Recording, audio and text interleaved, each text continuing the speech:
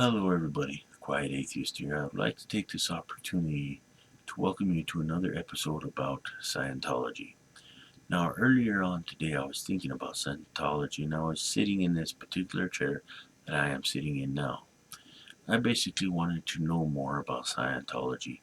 I also wanted to know more about the people behind this particular religion involved in this video today. So naturally, I felt compelled to do a little research of my own. So I decided to take it upon myself to actually do some research. And at the end of this little search of mine, I came to a conclusion, and the conclusion is as follows. The more information that I seem to grasp, or the more information that I seem to get a hold of, the more humorous that this particular religion became, the more ridiculous that this particular religion became.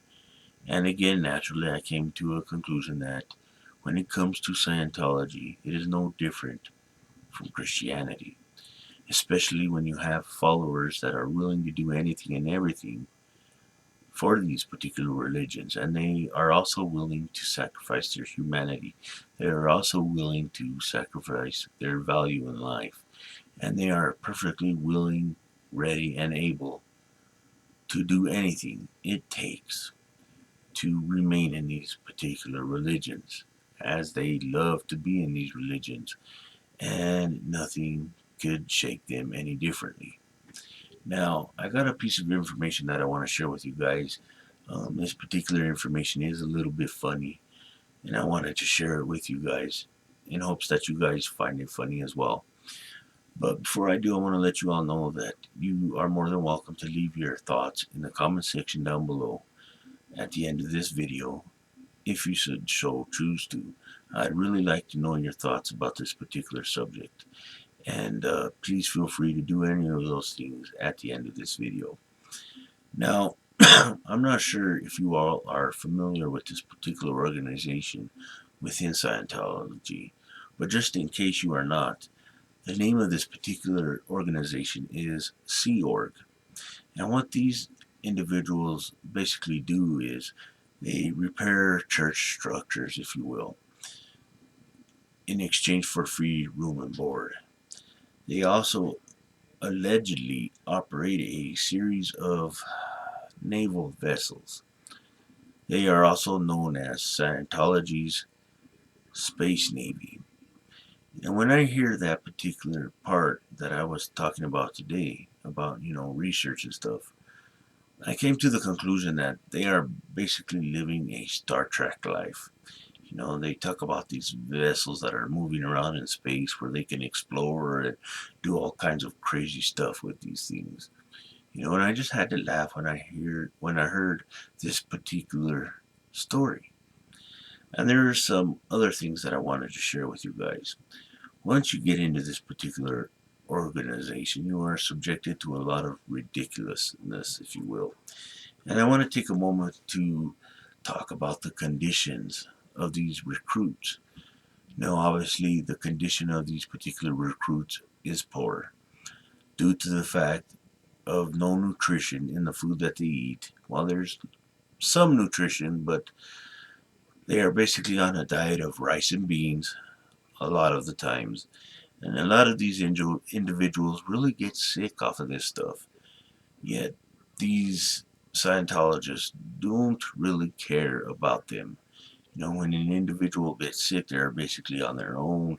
Nobody pays attention to them, and they basically have to write it out, because these Scientology people really don't care if you are sick.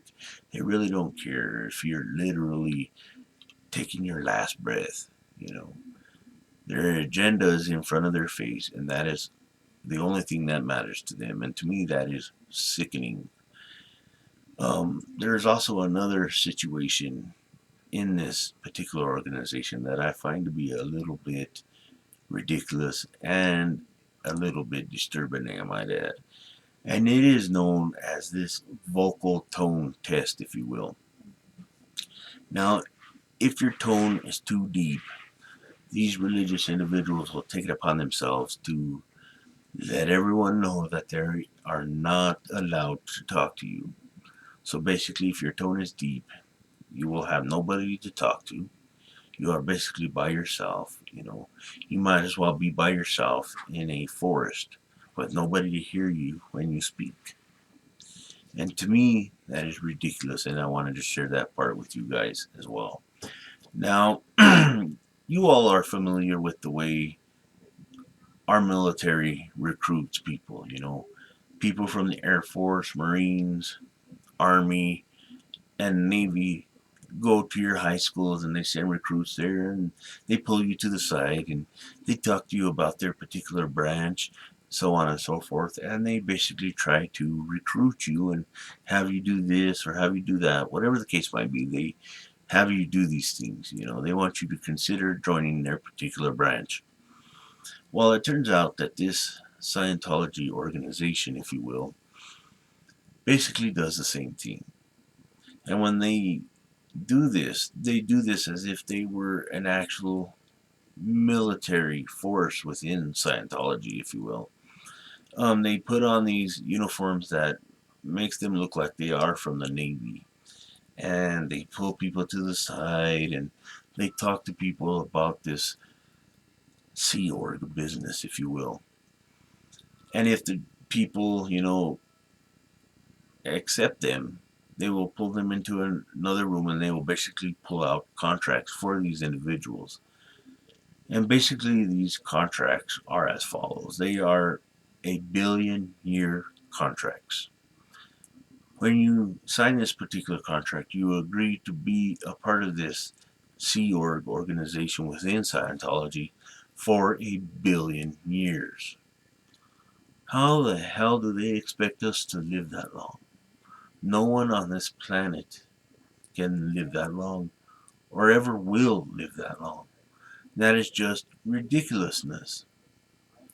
So naturally, these people, sign these contracts and they move inside of the organization where they can become a part of all of this nonsense, if you will. And I got to thinking about this contract. And as I said before, it's pretty ridiculous when you are presented with a contract that, you have to remain with this organization for 1 billion years. But hey, you know as well as I know, contracts expire. So when this contract expires, and being that we can live forever, at least we'll be able to witness the sun turn into a supernova and swallow the earth in its entirety, and then we'll all be dead. Plain and simple. And that's my whole thought about this particular issue. Like I said earlier, please feel free to leave your thoughts in the comment section down below. Please feel free to share this video with anyone that might be interested, whether it be on Facebook, Google Plus, Tumblr, or wherever you guys hang out. I hope you guys enjoyed the video. Till next time, the Quiet Atheist is out, and remember, if you can be good at it. Most of all, thank you for watching. And do not, I repeat, do not fly any ships.